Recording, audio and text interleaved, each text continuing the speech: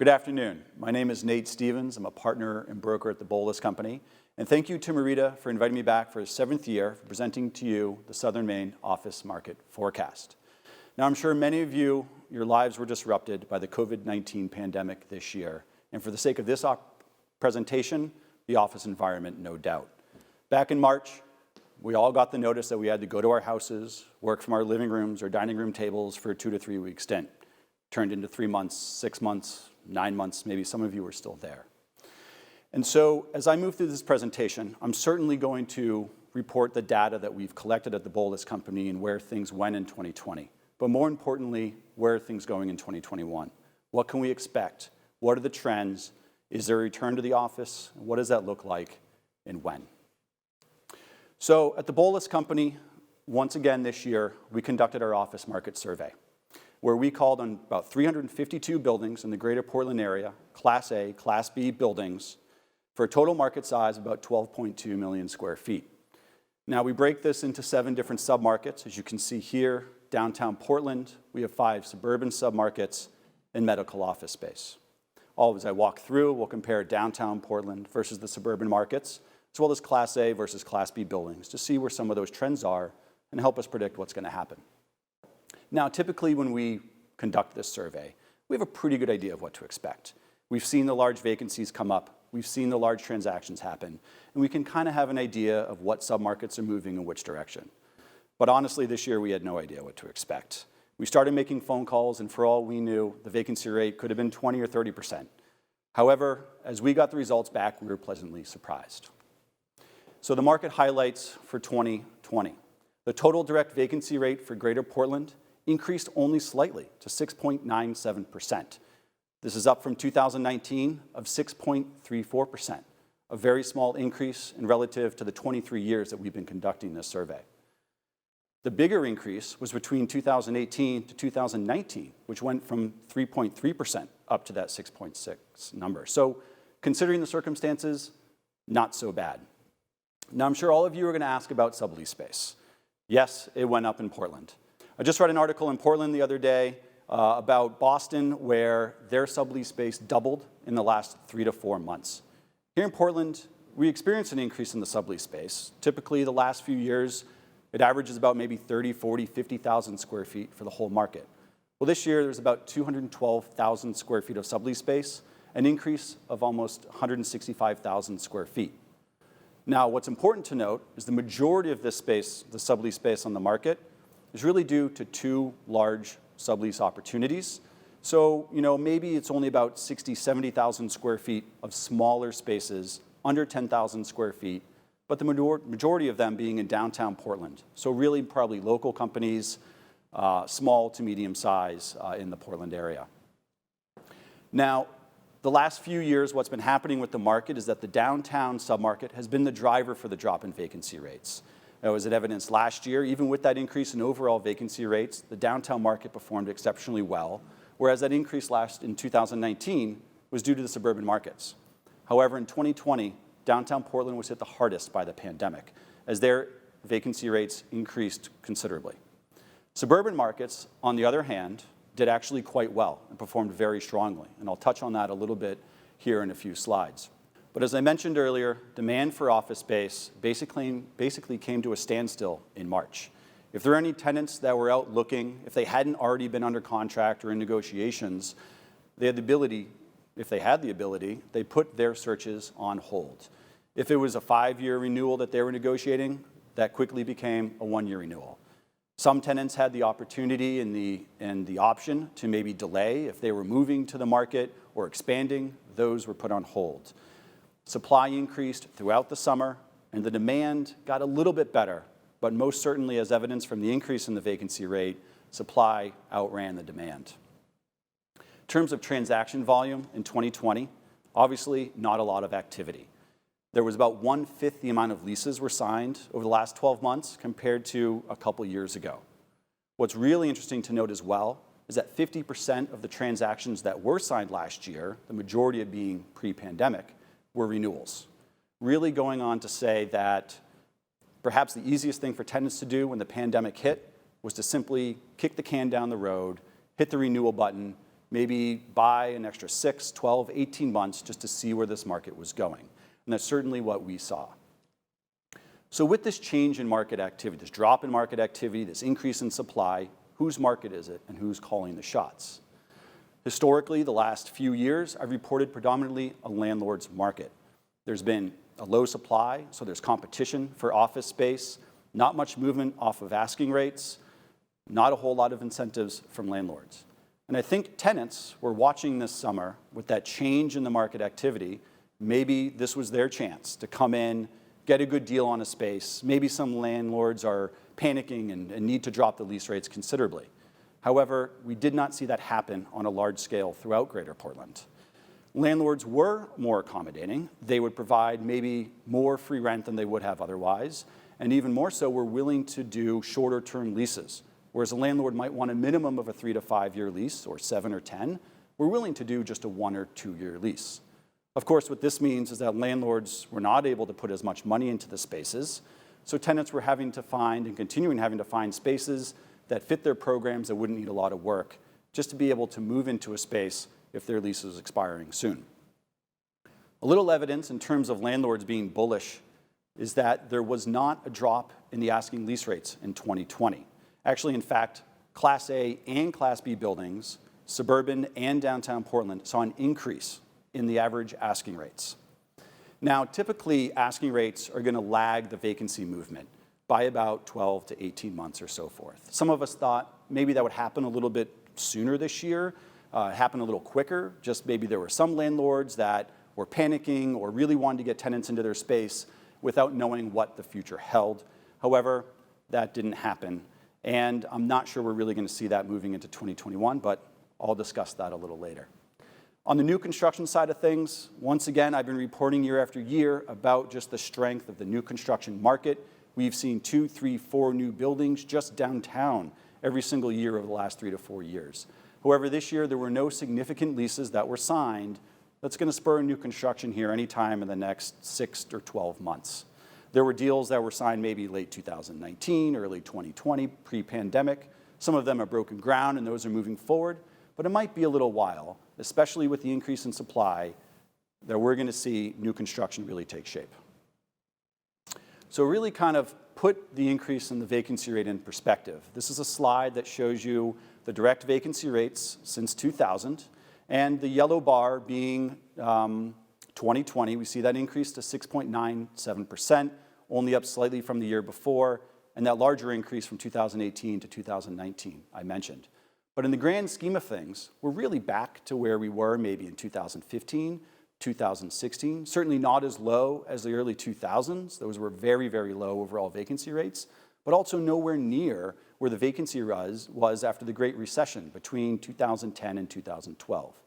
Even if you add in the increased amount of sublease space, a rate of about 1.7%, you add that to the 6.9, about 8.7%, that's still not even close to as high as it was during those years, from 2010 to 2012. In fact, the overall rate of vacancy and sublease never got below 9% from 2008 to 2015. Here we are at about 8.7. So in the grand scheme of things, not so bad.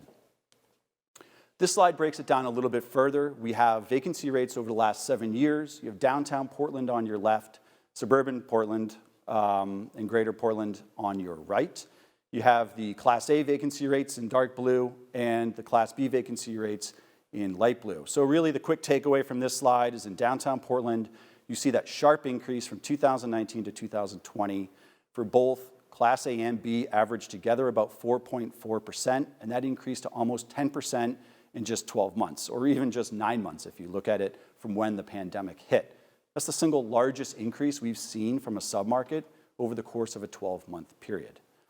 However, to really put this in perspective again, back in 2010 to 2012, those Class A rates were pushing 11%, and in Class B, they were pushing almost 14 or 15%. The Class A rate in 2019 in downtown Portland was only 0.4%. This was only 1 or 2 vacancies, under 4,000 square feet in the entire market downtown for Class A.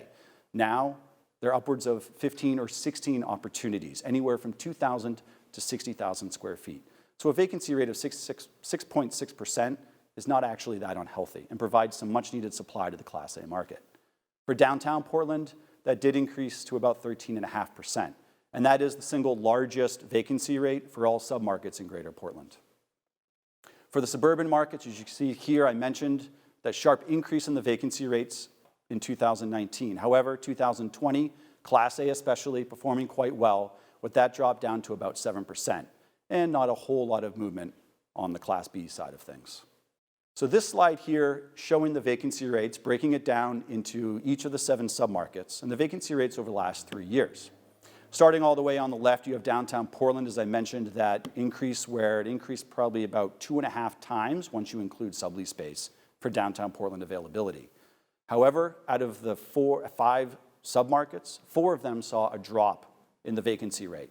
And that increase in Westbrook was really only due to 1 single vacancy. So the suburban markets really improving across the board, across all submarkets.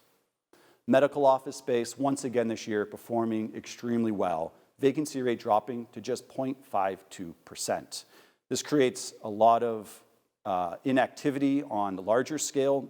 Maine Medical Center, Intermed, having to consider new construction, Maine Medical Center expanding their Scarborough campus, but even on a smaller scale, private practices trying to expand or relocate, add another location, are having to outfit existing office space and adding the medical infrastructure or constructing new, both pretty costly options. And I'll touch on where that market's going here in a minute. So here's a list of significant transactions in downtown Portland over roughly about 10,000 square feet. I think what's interesting to note is actually there was a lot of activity in downtown Portland. I mean, 6 significant transactions signed last year. It's the most that we've had on this slide in probably the last 2 or 3 years, which is quite interesting, both Class A and Class B buildings. I do have to admit that there's one picture that's wrong here. Northeastern University leased 20,000 square feet at 104th Street, not on Hancock Street. So just wanted to point that out here. But a lot of activity, even considering the jump in vacancy rates last year for downtown Portland. Moving in the suburban market, only 2 significant deals to speak of. However, one of them at 2211 Congress Street, Barry Dunn leasing close to 90,000 square feet. This is one of the largest suburban Portland office transactions in a very long time. So congratulations to that team on that transaction. What's interesting to note about this deal as well is that this is a downtown tenant that is relocated to the suburban market. Whereas what we've seen the last few years are suburban tenants who are finding the attraction of downtown Portland. So interesting to see that switch this year. Not really sure that's due to the pandemic, but definitely an interesting move. And overall, these 2 deals only make up about 50% of the total absorption in the suburban markets last year. So you still have about 80 or 90,000 square feet of absorption in suburban markets that's made up of deals under 10,000 square feet, 3, 5, 8,000 square feet. Just kind of speaking more to the activity in the suburban market this year, despite the pandemic. So moving into 2021, what are some of the vacancies that maybe will shape the market? This is downtown Portland, 6 significant vacancies over 20,000 square feet.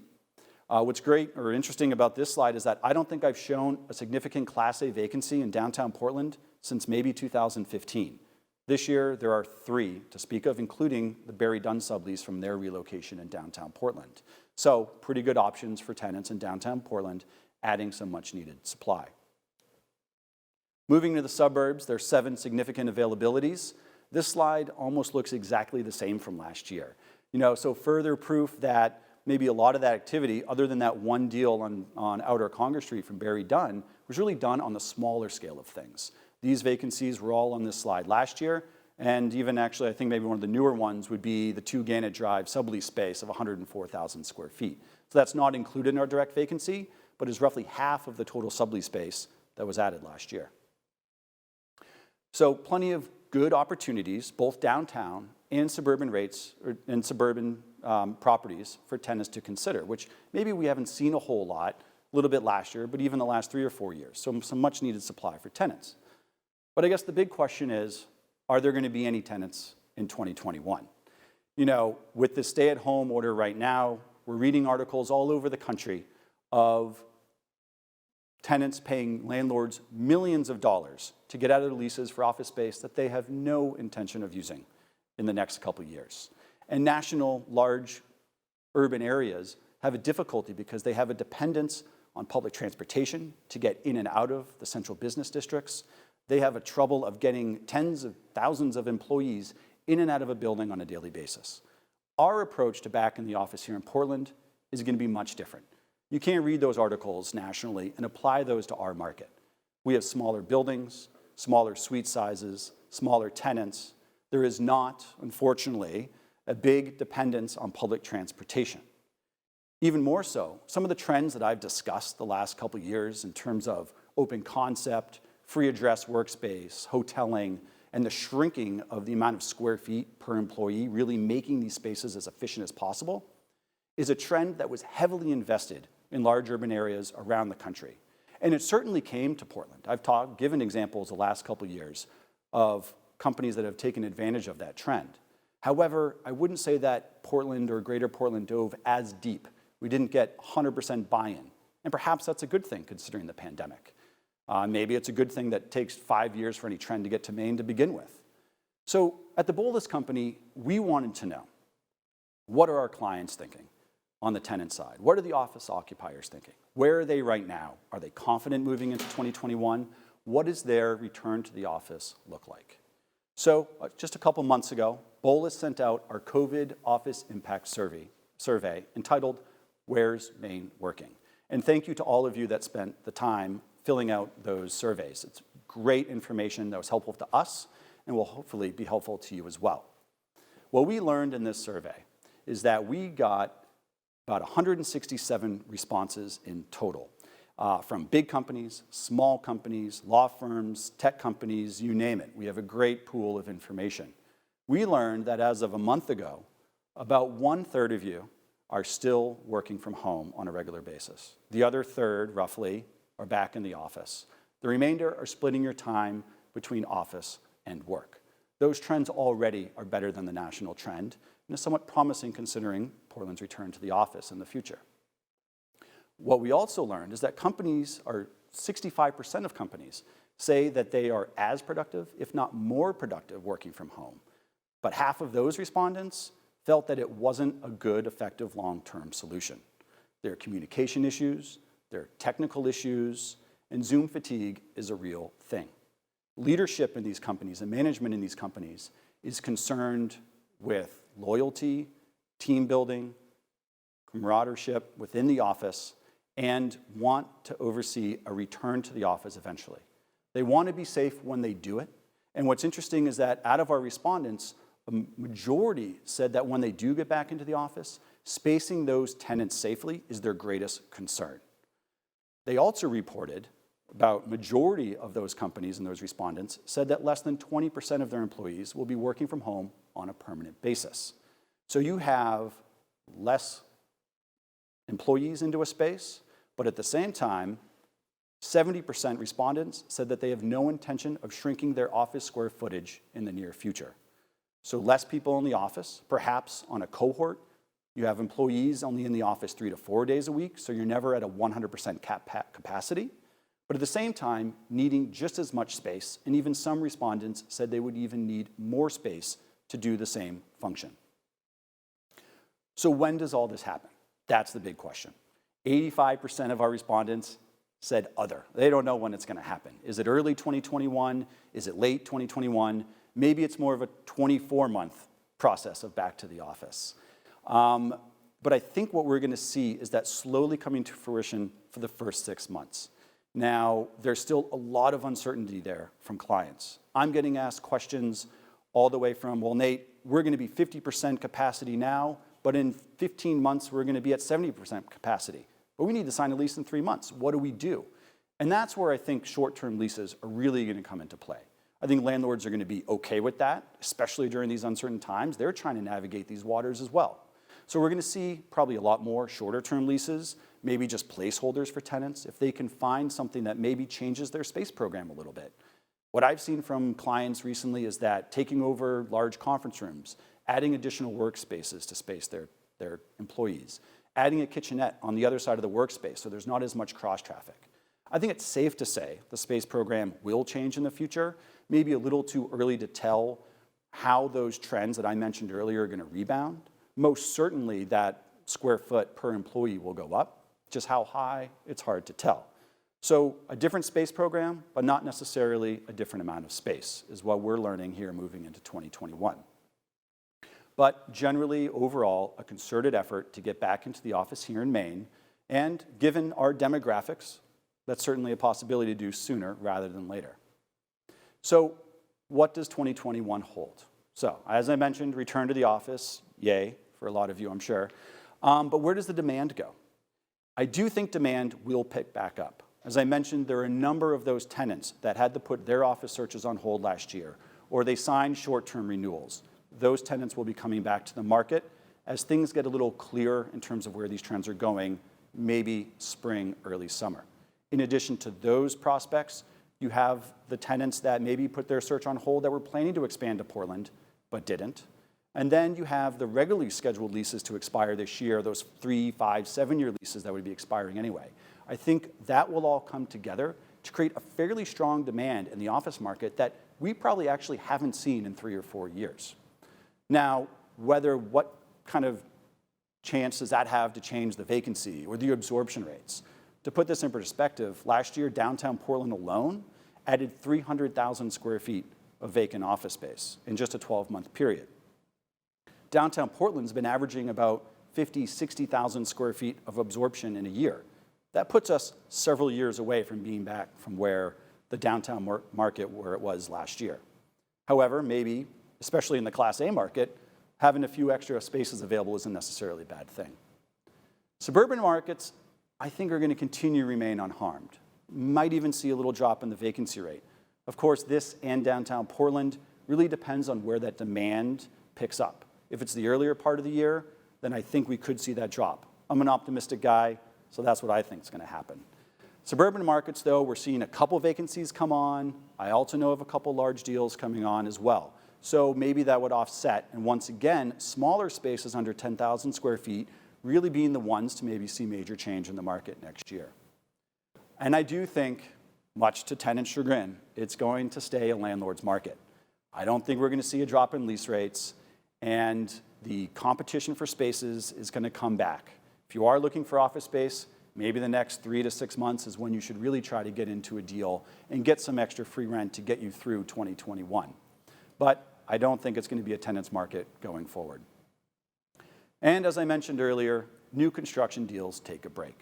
There's just so much supply that was added to the market, especially downtown Portland, where we've seen a lot of that new construction, to help absorb a lot of demand that we're going to see. So I don't think that's going to relate to new construction. Of course, surprises happen. Who knows? We've been surrounded by surprises in 2020. Who knows what's going to happen moving into 2021? But without those surprises, I'm extremely optimistic on the greater Portland office market post-COVID-19. So thank you so much for your time. Hope you learned a little something extra during this presentation. If you have any questions, please feel free to email or call me as well.